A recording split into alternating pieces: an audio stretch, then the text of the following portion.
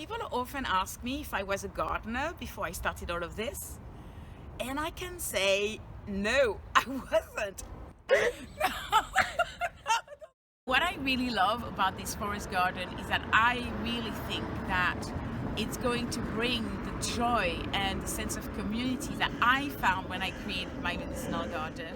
I think it's going to be all the same here, and that's why I'm very excited. When I started this garden, I just had this thing in my heart, and I didn't know how I would do it. I just knew I had to do it. The medicinal garden was created just after the first lockdown, and what encouraged me to create it was a few things.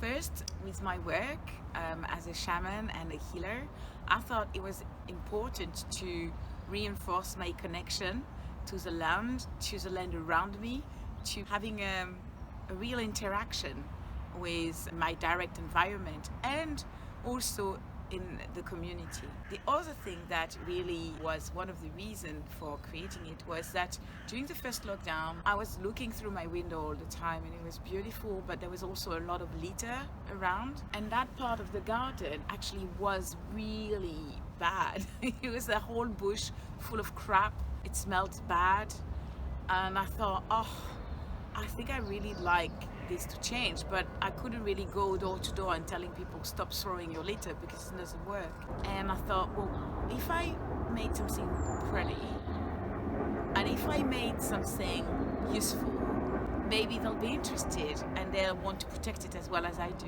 I talked to Charlotte, part of the community garden, and she said, yes, let's do it. So with her and Marcus, we set up one morning and we started cleaning up this whole area. There was nothing here. It was full of litters, full of crap. 4 hours to clean it and then to dig it and then put some compost. And then that was it. That was the beginning of it. And then I started by planting a few plants. It was really a pass at the beginning. Interestingly enough, it felt like my body remembered what to do. I was listening to my instinct and somehow it was right. I don't always know what to do. I do research a little bit, but I also follow the advice of my fellow gardeners and neighbors like Monica that planted the beautiful flower beds over there, or Rowan, or many people from the community garden. I think that this is how we become all gardeners, by just, taking care of the land next to us. What happened was magical.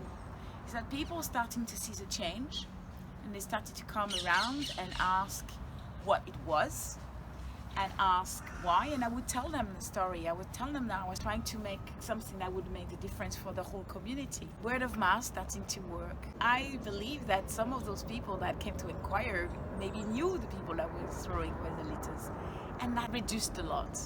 The way I use a medicinal garden, actually, it's got many uses. One, very direct. I actually make herbal products with it.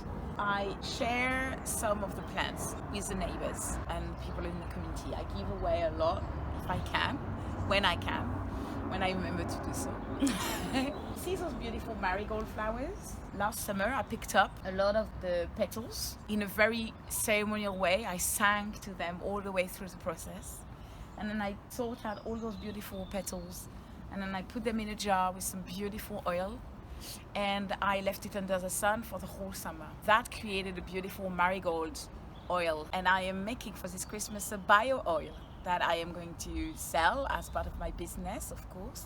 And yeah, so that's one of the uses. I'll make remedies with it. I share with the community. And then another use of it is the educational part. Throughout the whole summer, obviously now it's autumn and there's less kids around, but there is kids around all the time here. And they often ask to come and water the garden, and they ask what plant it is. And last summer I had giant sunflowers growing, and they were really happy to see it grow. It went all the way to 4 meters.